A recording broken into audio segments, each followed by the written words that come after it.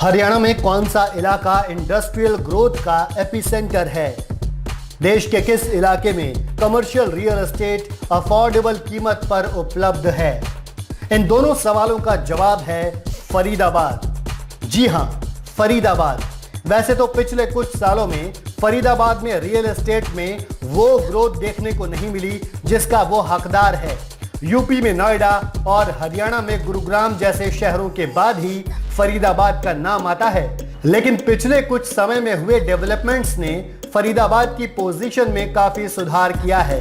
इन बदलावों की वजह से फरीदाबाद में रियल एस्टेट का सीन बदल चुका है। अब फरीदाबाद के इन्वेस्टमेंट हॉटस्पॉट बनने की संभावना काफी बढ़ गई है। फरीदाबाद वो शहर है जिसकी हरियाणा के रेवेन्यू में भागीदारी 20% से ज्यादा है। इस समय फरीदाबाद में राज्य के सबसे ज्यादा एमएसएमई यानी micro small and medium enterprises हैं। फरीदाबाद 32,033 एमएसएमई यूनिट के साथ राज्य में पहले नंबर पर है। फरीदाबाद के बाद नंबर आता है गुरुग्राम का, जहां 31,029 एमएसएमई यूनिट हैं। इसके बाद पानीपत, करनाल और सोनीपत का नंबर आता है। आंकड़े बता रहे हैं कि आज के दौर में फरीदाबाद एनसीआर के उन गिने चुने शहरों में से एक है जिनका फ्यूचर काफी ब्राइट है। एक रिपोर्ट के मुताबिक फरीदाबाद ऐसा इकलौता शहर है जहां 2020 में कोविड पेंडेमिक के बावजूद नई प्रॉपर्टी की सप्लाई में बढ़ोतरी हुई है। ये बढ़ोतरी लगभग 7% की है।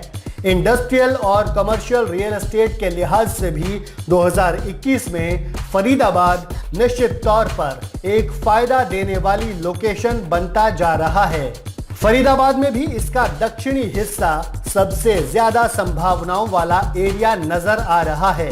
इंडस्ट्रियल ग्रोथ, बेहतर कनेक्टिविटी, इंफ्रास्ट्रक्चर में सुधार, अफोर्डेबिलिटी और इंडस्ट्रियल कॉरिडोर्स की वजह से फरीदाबाद वर्किंग डेस्टिनेशन के तौर पर अपना दम दिखा रहा है।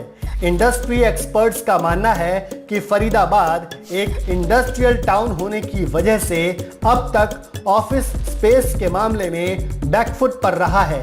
ऑफिस स्पेस के मामले में गुरुग्राम और नोएडा फरीदाबाद से आगे रहे हैं। लेकिन पिछले कुछ सालों में जिस तरीके से फरीदाबाद में बदलाव आए हैं उससे अब फरीदाबाद की हैसियत बढ़ गई है। यही वजह है कि 2021 में फरीदाबाद में रियल एस्टेट में डिमांड बढ़ने की उम्मीद लगाई जा रही है। स्मार्ट सिटी लिस्टिंग और फरीदाबाद मास्टर प्लान 2031 के कई डेवलपमेंट प्रपोजल्स ने इस शहर में रियल एस्टेट सेक्टर को एक नई उम्मीद दी है। डेवलपर्स का मानना है कि साउथ फरीदाबाद हरियाणा में एक बड़ा इंडस्ट्रियल टाउन है।